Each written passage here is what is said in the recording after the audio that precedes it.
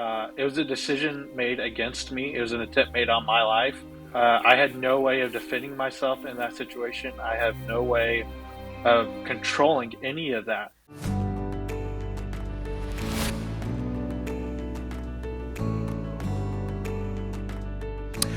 Welcome to Dear Jane. I'm Scott, and she is Marcy. How are you? I'm great. How are you? Doing well. Very excited. We have a new initiative, a partner we've been working with, our friends at Abortion Survivors Network. We had this idea of we want to put together this one-stop shop, if you will, of stories from real people who are impacted by abortion in a variety of ways. And so we've finally been able to do that. We finally have some videos, and we're super excited. It's called My Body, My Voice. mybody-myvoice.com. You can go and check out our first installment, our first series of stories. They are abortion survivor stories. Something you may not have thought about before, but some babies survive their mother's attempted abortions and what happens to them after that. Some of them are adopted. Some of them, their mom decides she wants to be their mom and parent and keep them. But there's a variety of different stories, a variety of different voices. And this is a segment of the population that's often silenced, especially by the abortion movement, because they don't want people to know that there are botched abortions, that people survive abortion attempts. And they don't want them to know, they don't want us to know that they go on to lead very fulfilling lives. And so this series really is aiming at sharing their stories, at countering the popular narratives that abortion is great. And so you really should check it out, My Body, My Voice. We will link to that and hope you'll check it out. One of the people that shared their story as part of My Body, My Voice is Josiah Presley, and that is who we're going to be talking to today. Josiah, thank you for joining us today. You have been out front and telling your story. You have looked for opportunities to share your story. It's a compelling story, great story. Hope to learn more about it today. Why is that important to you? Why do you do it? Yeah, so I think a big part of the reason I share my story really comes back to my convictions as a follower of Jesus.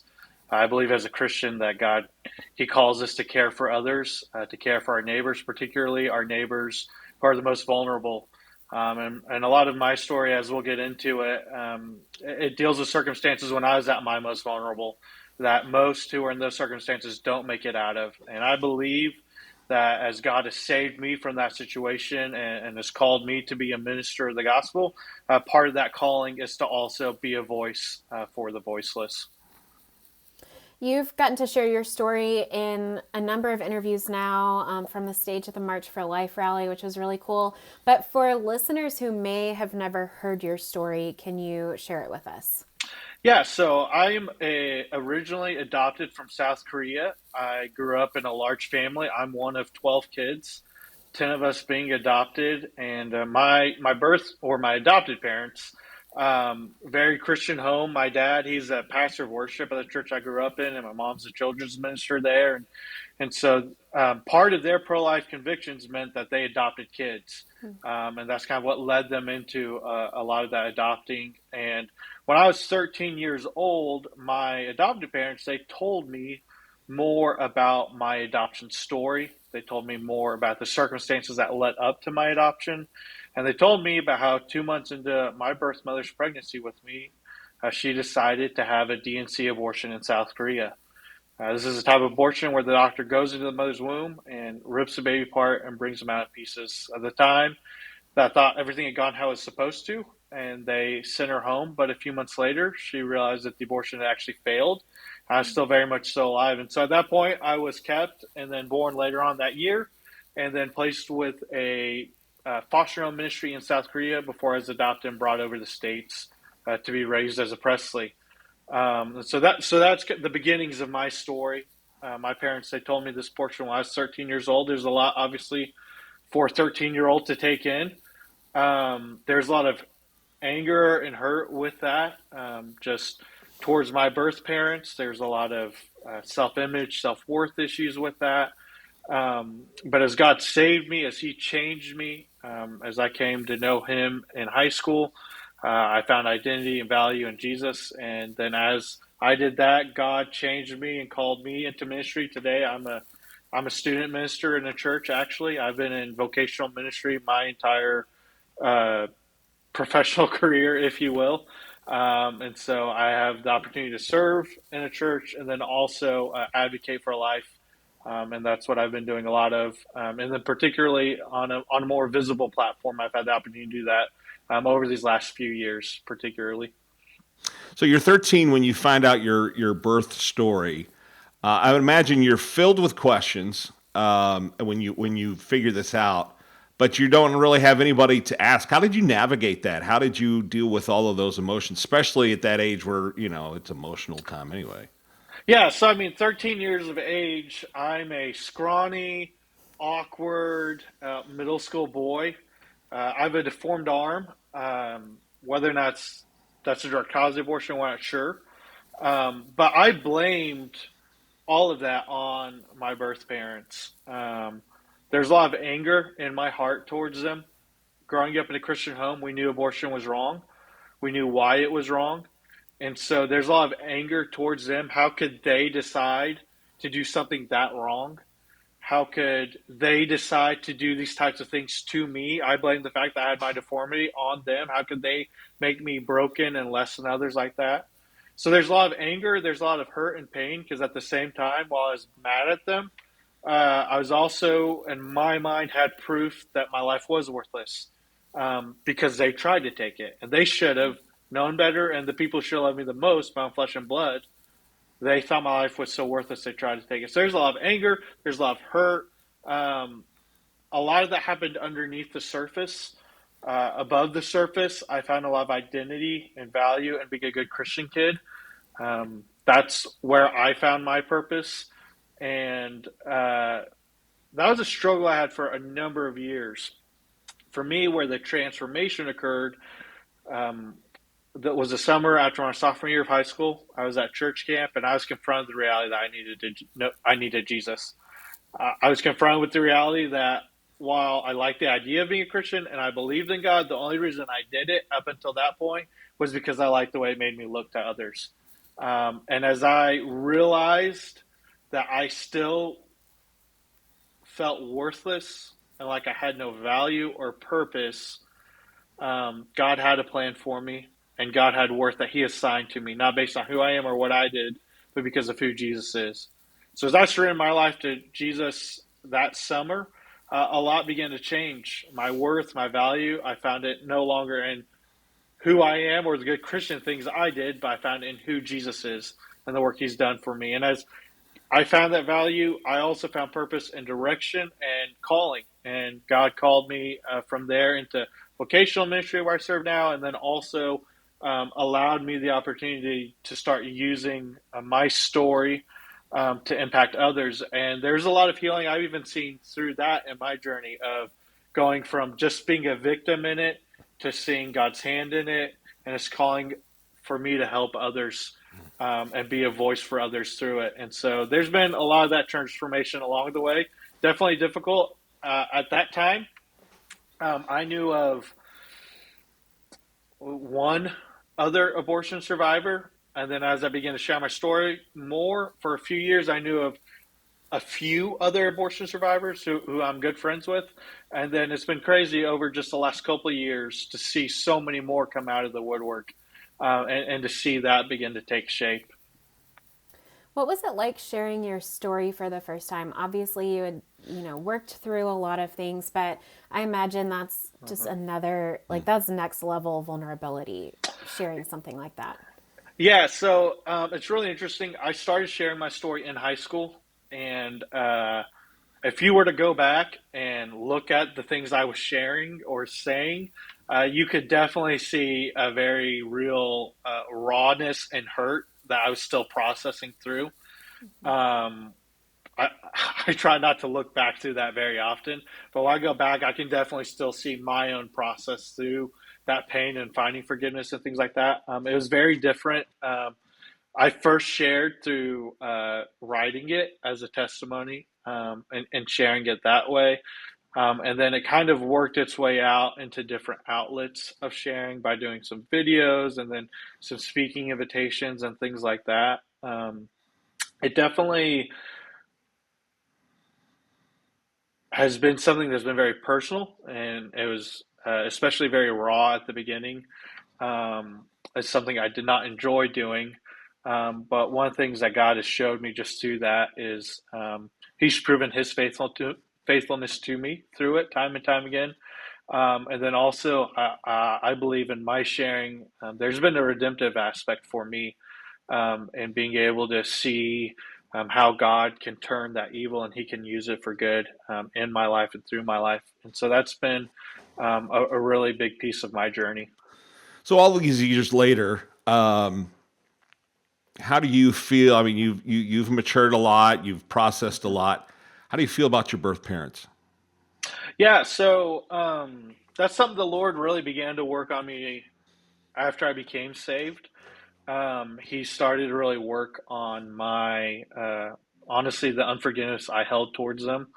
I had done the Christian thing, and I had, said I forgive them, but I don't want to have anything to do with them. Had no good thoughts of them, nothing of that nature. And shortly after I became saved, God began to convict in my life the reality that I've been forgiven of so much by God for all the ways I've wronged Him. And the least I could do is forgive them. I mean, there's this reality that as followers of Christ, we know this, like a forgiven people are called to forgive. And so as He began to impress that on my heart, He used a few different things, I think, to really flesh out forgiveness in my heart. The main way He did that actually was through other post abortive women and men. As I began to share my story, I began to have more and more conversations and hear more and more stories of people who had had abortions and how that had impacted their lives and how they were years later, decades later, even they were still just torn up with guilt over the decision they had made. And before that, previously, I had demonized post abortive women Mm. because I thought it's people like them who made me the way I was, broken and less than others. It was people like them um, who my birth parents were, the decisions they had made. But as I began to hear more and more stories, God really used that to soften my heart. First, towards those people, and recognizing that they're people who are valuable and they ought to be valued, but then also towards my birth parents, and recognizing that likely they're carrying that weight and that guilt themselves. I have to live with the consequences of their actions, but they have to live the rest of their lives knowing that they decided and tried to to have me killed. And so the Lord brought a lot of forgiveness to that as I recognized His forgiveness towards me, and then as He also brought empathy towards women in that situation, as I heard more and more stories of women who had been through that. I think a lot of times people, both within the pro life movement and maybe people who wouldn't consider themselves part of the movement but consider themselves pro life, have a tendency to demonize women. Because we Hmm. just, and I was there before too. I just didn't think about it. I just thought Yeah. about how evil and horrible Hmm. abortion is, and then you just make inferences. What do you think are some of the most important things for people to know about women who have abortions or who consider Hmm. abortions, and how can we begin to have a more empathetic mindset when we think about them? Yeah. So I mean, I think first off, like for us to have a very appalled response to abortion, uh, I believe it's perfectly appropriate. Like for most pro-lifers, for all pro-lifers, at some point in their life, they've come face to face with the reality of what it is, and they have seen the truth of what it is, and that's what's led them to being pro-life. They've seen the atrocity of what it really is, because it is the greatest evil of our day. Um, but I think sometimes what we forget is the reality that the very reason that we care about the unborn is because they're human beings created in the image of God. And because of that, inherently, they're valuable. And just as much as they are valuable and we can't dehumanize them, we have to recognize that. women and men who choose to have an abortion, they are also human beings created in the image of God who are inherently valuable. And we can't choose to dehumanize one portion of the population for the sake of the other portion of the population, because that's what the other side already does. And so, like, we first, like, just like on an intellectual and a value level, if you will, we have to recognize that. But I think on the flip side of that, we also have to recognize that we live in a culture that has created a narrative that has told women to get ahead in life, they have to take a life. That's told men that they can do whatever they want, they can make all the choices they want, and not be held responsible for the lives that they bring into this world. And I think there's a reality that we need to recognize, um, that to care for the unborn, we also have to care for our born neighbors. Because choosing to ignore one set of the population and demonize one set of the population and dehumanize one set of the population for the sake of others doesn't work, because that's what they're already doing. And Christ, the gospel, it calls us to value all human beings, and it calls us to a different standard. It calls us to a different value system.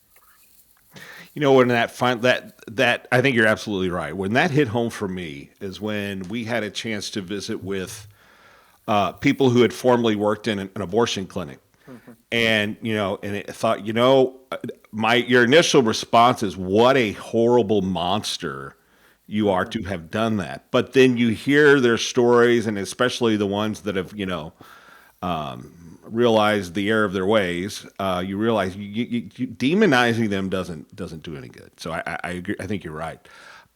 So how has your story? You mentioned that. Do you deal with teenagers a lot now? I do, yeah. How has your story helped you relate to that crazy group of humans? Yeah, so I mean, I think so. Particularly working with students, I think the biggest way that I try to use my story, if you will, to impact students is to help them recognize that they're valuable. I mean, Mm, we all, every person is looking for value, looking for worth in something, and teenagers particularly um, are seeking that out mhm, as, and they're trying to decide, is my life actually valuable? Am I worth anything? Like, is there a reason why I'm here? Do I even matter? And what I try to use my story to do is help them recognize that they matter simply because they're here. Because you exist, your life mm. matters. Not because of what you do, not because of circumstances you're born into, not because of who you think you are, but because of the very nature that you're created in the image of God.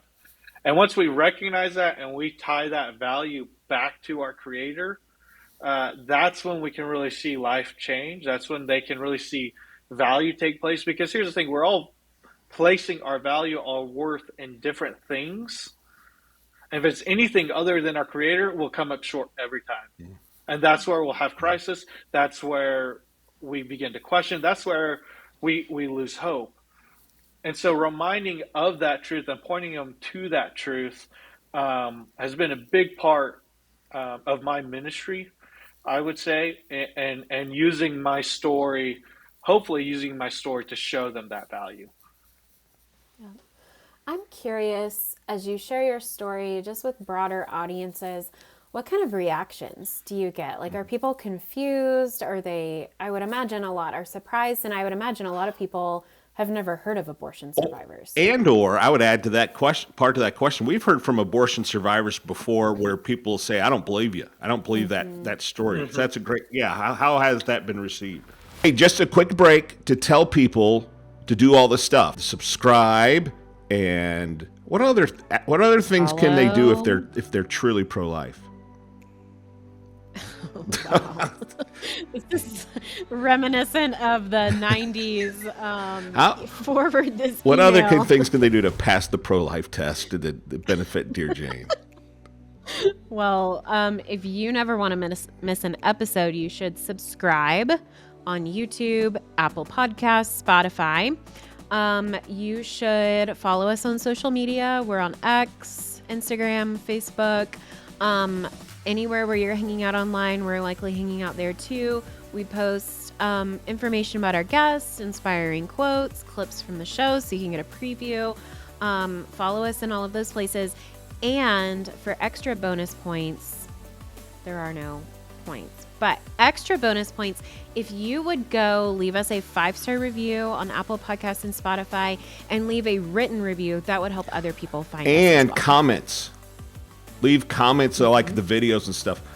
If you want to talk about how awesome we are, good looking, things like that, we really would encourage that. But really, all the comments that can help raise the notoriety as well. So thank you very much for doing that, YouTube and all the podcast platforms. And we've heard from abortion survivors before where people say, "I don't believe you. I don't believe that story." So that's a great, How has that been received?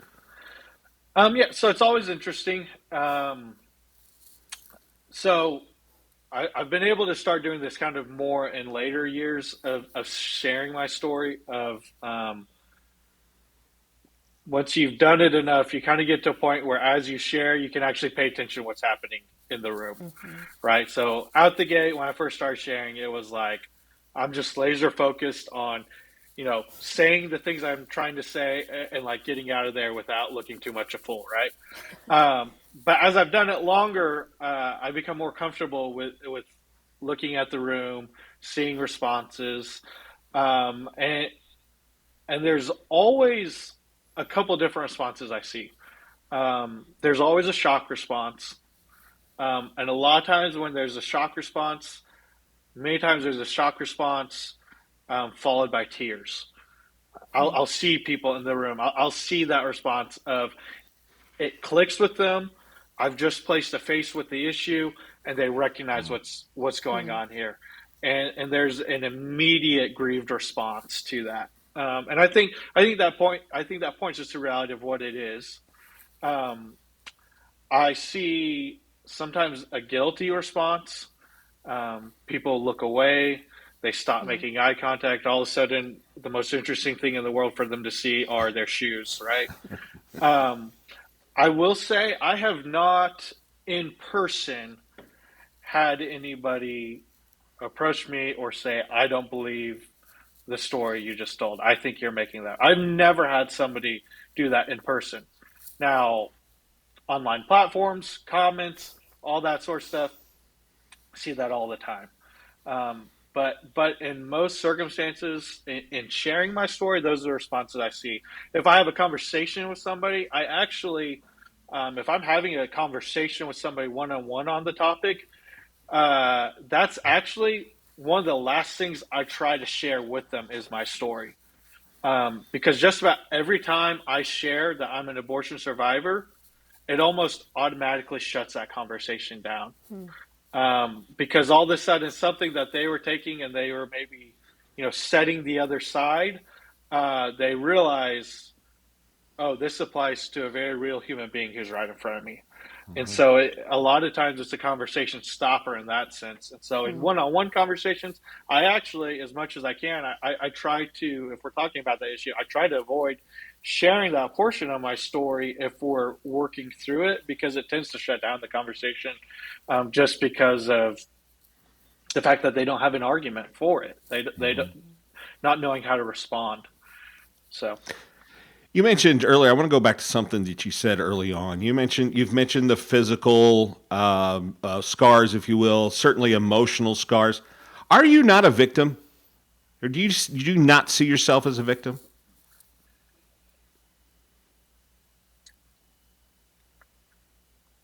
I mean, definitely a victim. I had no say in that decision. It was a decision made against me. It was an attempt made on my life. I had no way of defending myself in that situation. I have no way of controlling any of that. Um, so I would say 100% a victim, but I don't choose to live like a victim. Um, because I think even in that, I think one of the beauties of the gospel is um, God's able to redeem our faults, our failures, our wrongs. He's also able to redeem the wrongs that others commit against us. And so I can choose to live as a victim. I can choose to wall. And I did for a number of years. I did. I took that and I took that as my proof that my life had no value. I can choose to live in that. I can choose to sit in that, and I did. And on my worst days, if I want to, I still can pretty quickly. Or I can recognize that in that God had the plan. He's saved me. He's forgiven me of all the wrongs I've committed against him. And I have firm in my heart and in my mind, and I'm living my life based on the fact that I believe one day Jesus is going to make all those wrongs right. And because I have a relationship with him, even though I haven't seen him make all those wrongs right yet, I believe he's going to. I believe one day when he does, I'm going to get to be the recipient of the blessings of that because I have a relationship with him.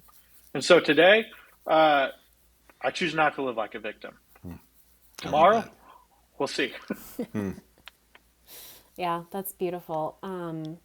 It's easy to get caught up in the wrongs committed against us and forget the wrongs we've committed against God and others. I'm curious because I feel like you have a unique perspective. As you survey the pro-life movement today, what are some things that you think the movement gets really right? And what are some things that are maybe areas for improvement that as a movement we could do better? So I think one thing that's really interesting right now with the pro-life movement to see is student engagement. We live in a world that's very much so. The students, they want a cause, and I believe the pro-life movement is a good job delivering on that and recognizing that. I think one thing that we are starting to recognize, hopefully better, is that if we want to see real change in our world, it really isn't going to come through the politics of what's happening in Washington. Like there needs to be a change that occurs in the hearts and minds of the people, not just in policy. And I think one of the beautiful things, and this is an area I think we could see more ownership take place, is for everybody to recognize that they might not be able to change those big picture things happening like by themselves, but they can change those in the hearts and minds of the people right around them. Yeah. That they can engage in the loved ones and the people that they have relationships with right now, and they can see change happen that way, but they can also save lives that way. Like that one conversation you might be willing to have with somebody in your life right now trying to make that decision might save the life of that child. And just because that's not like a big thing that's like turning over like making abortion illegal, things like that, you know what it is doing? It's changing and saving that one child's life. And you know what? That matters. That's valuable. That's important. Why? Because they're a human being that matters. Because that one life matters. Every life matters. And so I think one thing that we're needing, or I would hope we would start to see, is we would see more of individuals recognizing the individual influence they have in their circles. I think as a whole, we've done a good job of looking at how we create movements, but how do we see that movement in individuals' lives on a day-to-day basis? I think, again, another weakness would maybe be, and don't get me wrong, we need to do all the work we can on the front of politics. Like, we need to do all the work we can on every front, don't get me wrong. But putting all our eggs in the basket of Right. politics Yeah. is not the move. Yeah. Definitely need to be doing work on that front, but don't put all the eggs in that basket. Yeah. So you're a dad now, got your own Yep. family. As you consider everything from your story to the hot button issue of abortion, that sort of thing, I mean, what are your hopes and dreams as it relates to this specifically for your children? I mean, what do you hope they take away from your story? They're how do you hope they're how do they engage in this in the world? I mean, what are Yeah. your hopes and dreams for them? Yeah. So I have two daughters. I have a 2-year-old, and at the time of this, I have a 1 month old. She's 1 month old today. Wow. So I don't know if you can see the bags under my eyes, but I'm like hard receiving kind of thing. Um, but for my two daughters, and daughters, I think is particularly. I mean, it's just important for guys, but what one of the two main focuses that I hope my daughters learn as they grow up is I want to instill in them value. That I want to instill in them their value. so that they don't buy the lies of the world around them. So I want to instill that value in them, the value of human life in them, so that they know no matter what choices they make growing up or as they become adults, like they want to protect life as well. So instilling value in them is one big thing. Them recognizing that they are innately valuable because of their creator. And then a second piece, as it relates to like what it means to be pro-life, is I want to instill in them the desire to be a voice for the voiceless. Like if anything, I want my daughters to grow up and to be able to say, hey, there's a lot of things my dad didn't get right. There's a lot of things he messed up. But you know, one thing my dad did do was he spoke up for those who can't speak for themselves. He cared about the unborn's life. He cared about the marginalized life. He cared about those who the world cast aside, and we want to as well. And so I want to instill value in them, and I want to instill in them the voice and the commitment to care for the lives of others. Josiah, this is the second time I've had a chance to visit with you, and I've enjoyed it both times. You're dynamic. If you want to see the video of Josiah speaking at the 2025 March for Life, you can go to prolifespeakersbureau.com. You can check that out. Make sure you share this podcast with people. You're just a dynamic young man, and I love your story. Love hearing from you, and appreciate the time here today on Dear Jane. Glad to be on. Thank you.